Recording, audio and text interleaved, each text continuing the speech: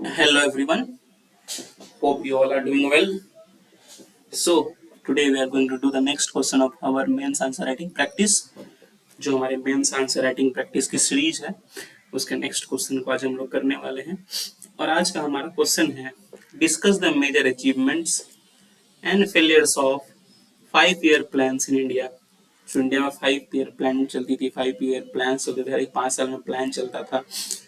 5 year plan थी उसकी क्या अचीवमेंट्स हैं और क्या फेलियर्स हैं। So let's see how we approach this question and I think you should also try to write this types of questions by yourself. अपने से आप आंसर्स लिखने का प्रयास जरूर करें because the more you write the more you improve. So now let's see how we approach the question. So first of all, introduction. So there are two thumb rule of introduction. जैसे कि मैं हर video में कहता हूँ तो define कर दो, तो कुछ फैक्ट्स लिख दो। जैसे कि हम लोग यहाँ करने वाले हैं इकोनॉमिक प्लानिंग। 5 ईयर प्लान क्या थी? What were 5 year plans? These were nothing but economic planning. तो हम इकोनॉमिक प्लानिंग क्या होता है पहले उसे वो समझते हैं। It is used to describe the long term plans of government to develop and coordinate the economy with efficient utilisation of resources.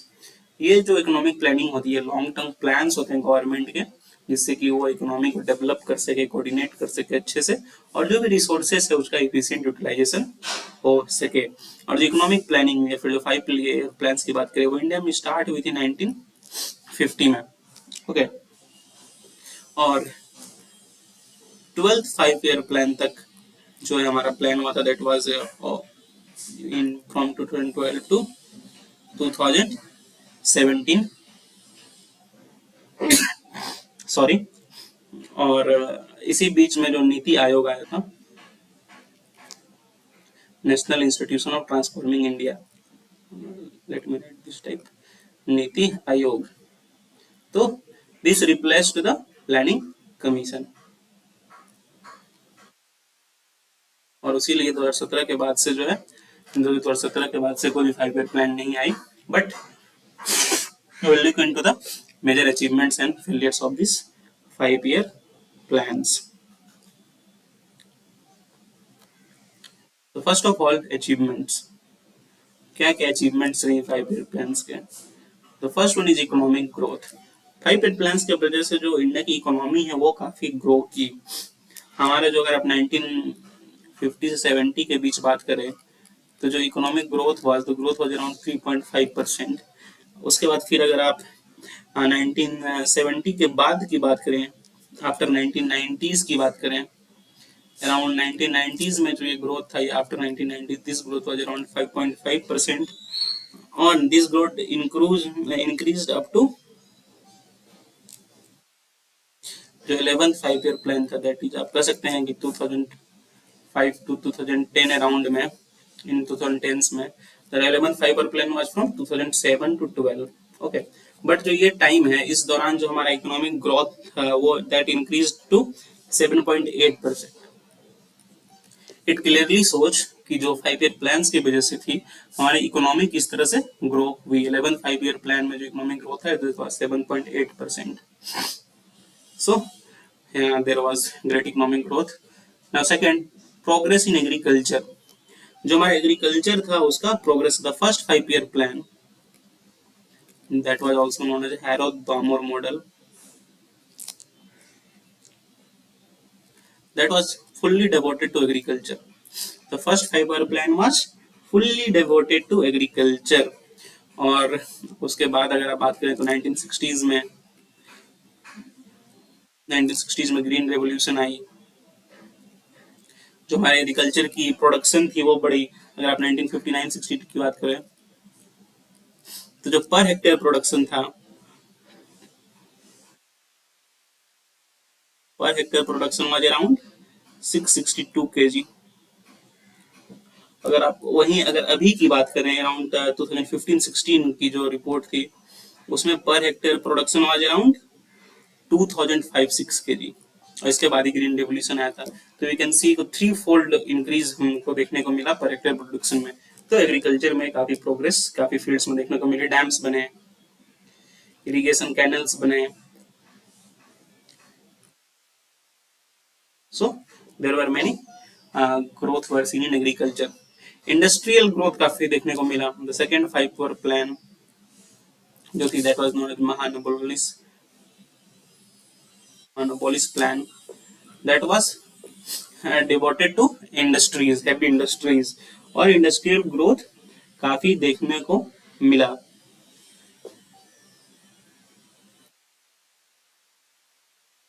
और जो 1991 में जो एलपीजी हुई थी, लिबरेशन प्राइवेटाइजेशन ग्लोबलाइजेशन, उसमें भी इंडस्ट्रीज की काफी ग्रोथ देखने को मिली थी। Around 2 fold 3 fold industrial growth हुई। पब्लिक सेक्टर की ग्रोथ काफी ज्यादा हुई। Let me part of it. I hope you understand these things.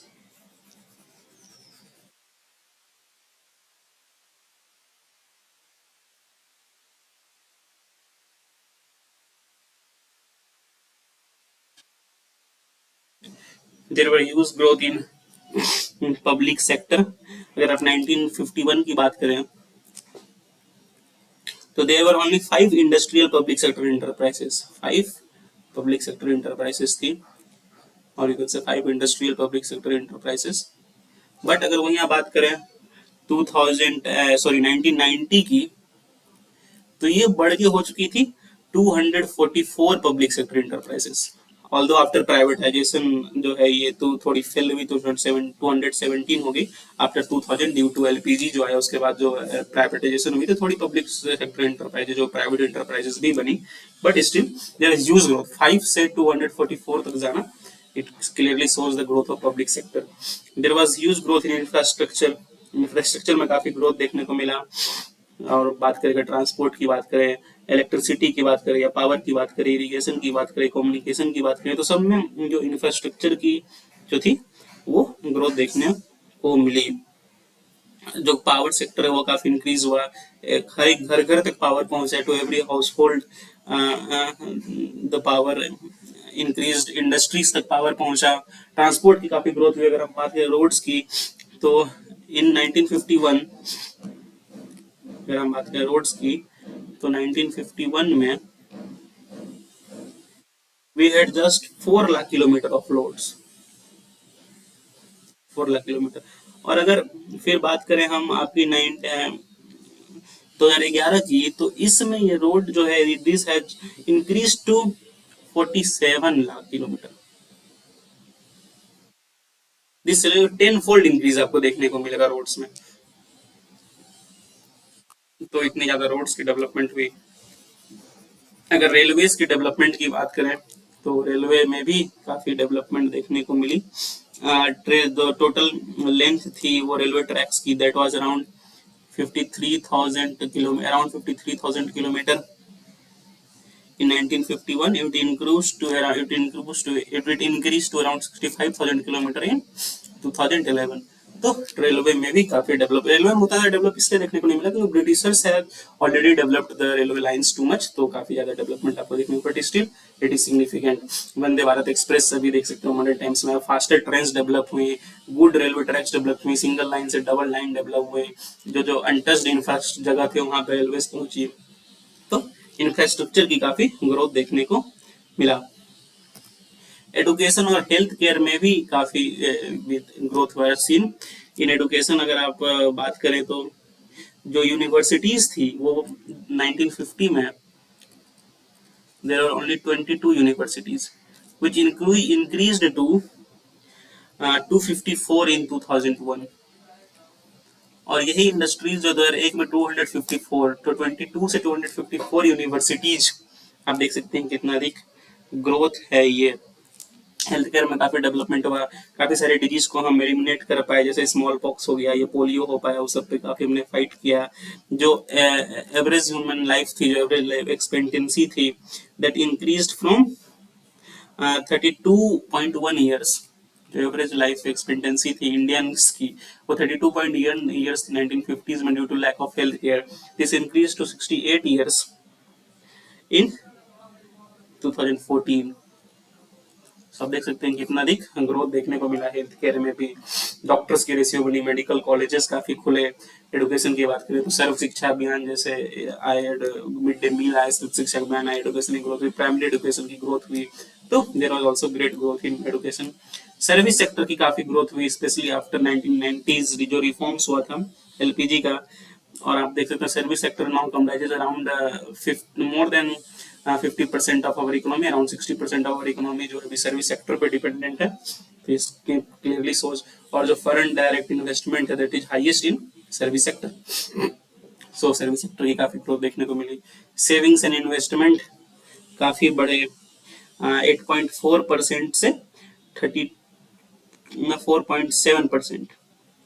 जो अगर आप या फिर सेविंग की बात करें तो अराउंड 8% से it increase from around 8% to 30%।